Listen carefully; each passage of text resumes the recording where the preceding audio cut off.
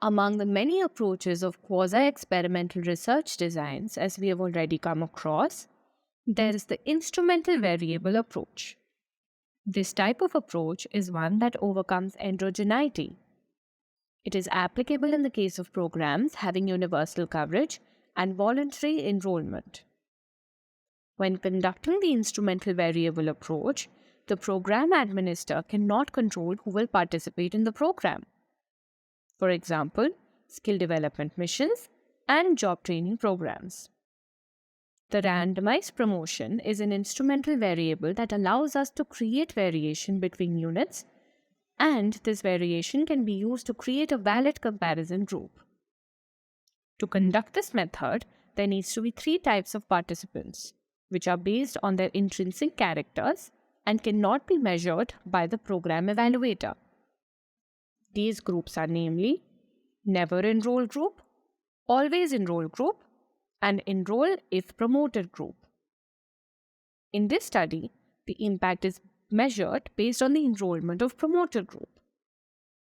The counterfactual in this approach can be created by a random distribution of this variable in treatment and control groups. For example, an outreach worker would randomly select the individual to whom they visit and explain the program to. For this approach, the assumptions that are important for the study are as such. The instrumental variable should be effective enough to increase enrollment substantially amongst enrolled if promoted group. The promoted and non-promoted groups must be comparable. Promotional activity should not affect the outcome of interest. The instrumental variable of quasi-experimental research can be understood with the help of the following diagram. In this example, first, one needs to identify the population which is eligible for such an evaluation. Out of the eligible population, the evaluation sample is then drawn out. Following these steps, two groups are identified, that is, treatment group where the promotion is done and the control group where no promotion is done. After this, enrollment is listed.